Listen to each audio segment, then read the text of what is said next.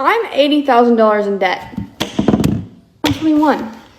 All of you older people that have got out of debt, can you please tell me your most unhinged way to get out of debt? I'm not talking like I sold my things on Facebook Marketplace. I'm talking like most unhinged way. So far, I've paid off $3,000 this month by filing class action settlements through the claim app. But help your girl out. She's a full-time student. She needs your guidance. Insane debt. We're going to talk about it. These people got some wild debt scenarios. I want to know your thoughts down below because that's always great to read. And what's your most unhinged way of paying off debt? My dad did it one time raising pigs. That's how he bought all my mom's jewelry. Isn't that wild? Let's get right to it. It was just shown that there's a 109% increase in default credit card payment for those with the highest credit ratings. That's saying a 781 to an 850, 109% increase in credit default. So what's that saying to us? These are the people that, based on credit scores, people have a lot of opinions about credit scores, but they are the best with money. And these people can't pay their bills. They can't pay their credit card bills. How are the rest of the world paying their credit card bills for the people who truly have the bad credit score, who probably have a bad credit score because they don't have the money?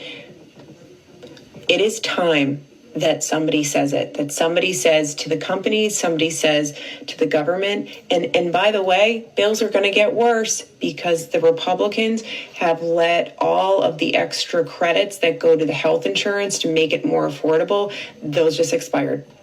So very soon, your health insurance is going to be going up by hundreds of dollars. People don't have an extra $100. They don't have an extra $100. If the people who are best at paying their bills are 109% increase in credit default, what's the rest of the world going to do? What are the people with the 400 scores, the 500 scores, the 600 scores going to be doing? We're screwed. We are screwed. People are being paid like it's 2009, like it's 2010. They cannot live off of these salaries. We're screwed. The average American has like $6,000 in credit card debt. $1.2 trillion worth of credit card debt outstanding. It's one of the biggest bubbles out there. It's right up there with student loans, okay? I don't know how it all is going to shake out. I don't think it's going to shake out very well unless they just cook the books like they always do. When in doubt, politicians cook the books. But I will say that this buy now, pay later thing they got going on is way bigger than credit card debt because people are so maxed out on their credit cards, they're resulting to buy now, pay later, and they know you will check out on the shopping cart 40% more with buy now, pay later. Like Klarna, Afterpay. It's insane! And feeling like you were the only one. You were not the only one. Let me tell you this. I know we initially got this credit card because we thought we were going to be good and responsible, and we wanted to get the cash back, and we wanted to get the travel perks, and we told ourselves, like, I'm not going to overspend. I'm going to pay it off every single month. But then one month that didn't happen, and then 1 month turned to two, and one purchase led to another, and then things started to snowball, and now you are completely stressed. You feel like you are completely buried, and you don't know what to do. And it's almost gotten to the point where you're like, what does it even matter at this point? I might as well just spend. I might as well just get what I want. I might as well just put another couple $100s on here because we're already so buried. What's the point? The credit card companies know 86% of people that use a credit card will not pay it off at the end of the month. They'll either just forget about it, oopsie, or just let it run. And that's how it starts. Like all of a sudden you're doing the minimum. All of a sudden that 30% interest starts hitting it. And then you can't catch it. Anything over 10% is usually uncatchable. So I'm having one of those moments where the credit cards are maxed out and the sales have slowed down. So we don't know how we're going to pay our bills for the business this month, going into next month.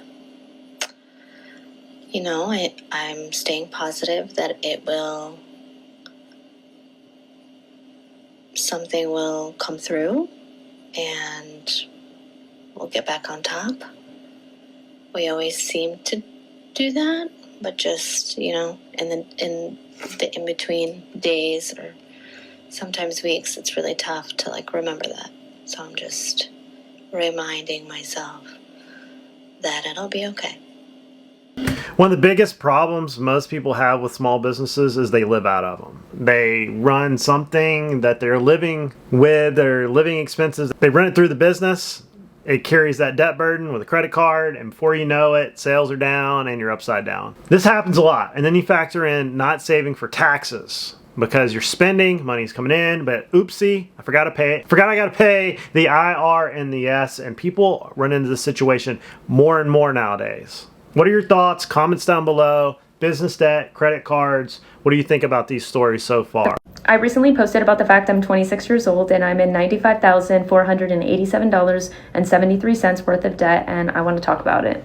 Up until 24 hours ago, I did not know that was actually the total of all of my debt, credit cards, and student loans. That number also does not include my auto loan, and if we are adding in my auto loan, the total number is $110,938.83.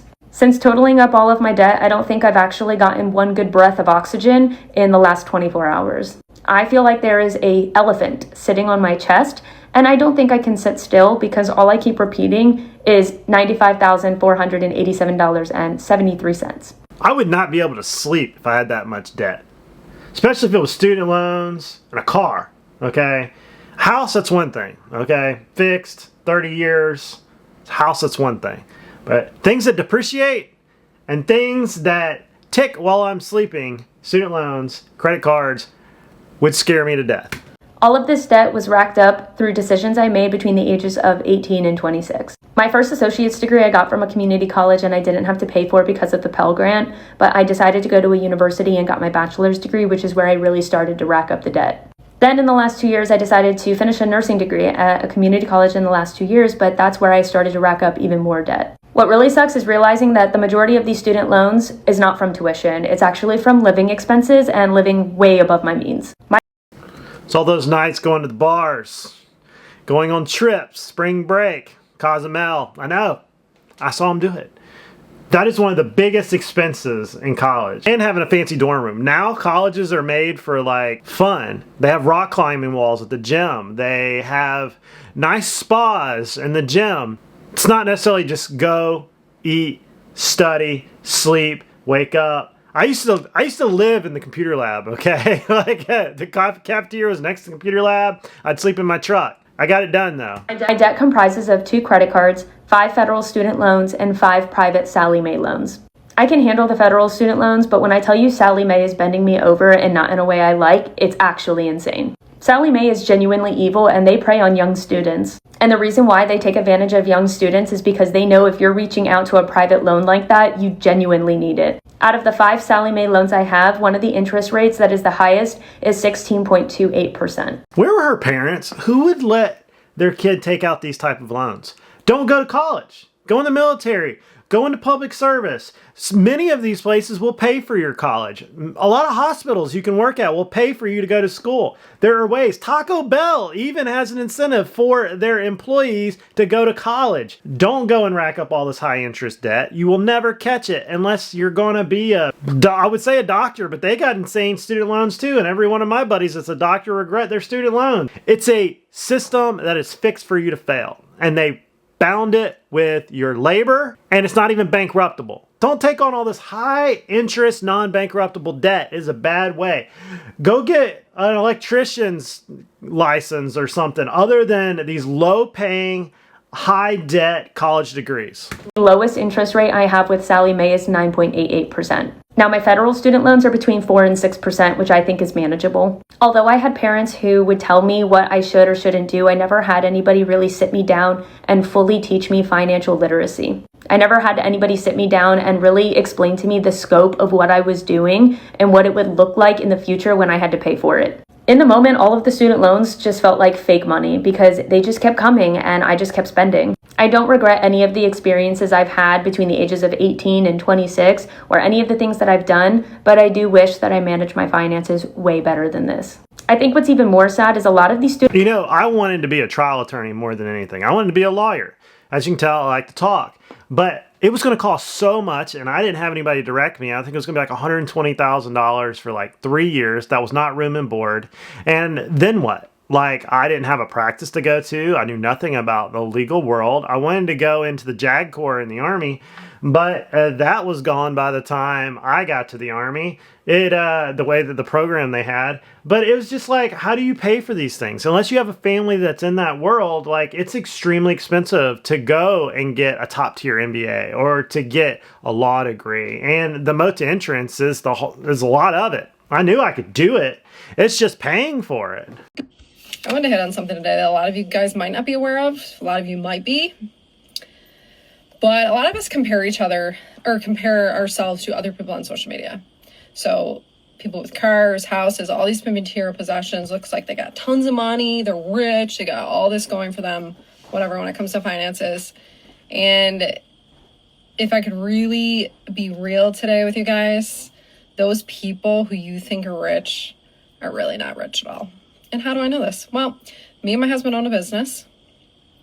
And the people who seemingly have the most money, guess what? They take the longest to pay. Always. You think Broke. $600, $1,000, whatever the bill may be. These aren't huge bills a lot of times that we have for people of work that we did. You would think that it wouldn't take them long. Judging by their houses, their cars, everything, you would think. But guess again. Because these people aren't rich. They're just in debt. They live above their means. They have houses and cars and material possessions so they can show them to other people or so they can keep up with the Joneses. They have credit card debt. They have business debt. They have debt. Tons of it. Tons of debt. And they live above their means. So it's very hard for them to just pay very small bills because they overextend themselves so much. This is so true. Comments down below. What do you think? I want to hear what your stories are. But I was sitting on the beach the other day and I was watching these big old fancy boats go by $300,000-$400,000, and I was like, this has got to be like business debt. Like, they said the boat's part of the business and they tried to write it off, but if they were ever audited, they would be like down in the dumps. I mean, they would be up the creek without a paddle. They would be in a boat with a big hole in it. Like, how do some of these people do this stuff? And like, I can math the math, okay? I know there's not that much wealth in some of these areas, and I can tell about how much, if you had $1 million, what you could afford, or if you had 10 million bucks, what you could afford, like actually afford. And then I see how much of it there is. And I'm shocked. And then, like, when I bump into somebody, I'm like, hey, man, oh, this nice Porsche. And on sidebar, they'll tell you it's a lease, you know, or that's, you know, they 100% financed everything. And then they HELOC their house, like on the last video, to pay for the cars in the front yard and the big boat in the backyard. Comments down below. I know what you think. Okay. So I see it constantly. So many times, I can't even keep count of how many times I've seen this. Okay. So these people who you want to be or that you're jealous of, it's probably not really what you think. Now, I'm not judging other people for how they spend their money, what they do. That's up to them. Life is really hard right now. And whatever you want to spend your money on, that's your business. Okay. But I just want to make it known to you guys that this isn't really what it is. And I have to remind myself also of it constantly because of something that happened to me and my husband financially by a former business partner, and where we are because of it, and what just the hole that we're in the horrific position we've been put in. And we have to literally live off of straight up cash money instead of credit cards and debt and all these things that people live off of. A lot of this is a mirage. Okay, it's not really what you think. These people aren't really rich. They just have debt. Meaning they put everything on credit cards. Or they rob Peter to pay Paul. Okay? It's not real wealth. It's like, okay, so I have a $500 bill I gotta pay. They have a $500 bill that they have to pay. They can't even pay it because they're cash poor. And it takes some weeks. I'm overextended. Can't pay my bills. Because you bought $1 million home. And you bought an expensive car. So you were living above your means, you're in debt, and you can't pay your bills. But you can put it on credit cards. See where I'm getting at? See what I'm getting at, guys? This is really the way of America right now, where it looks like people are quote unquote rich. And then there's people who really are rich. Probably people like my grandfather who you would never know. So I just wanted you to see a little bit into people. One of the richest guys I know, I've never seen him with clean clothes on. Has a pin behind his ear with no cap on it. And some shoes that he never ties. Gun behind his back shirt. And can work on anything. And money's no option. And he can pull out a wad of cash about this big.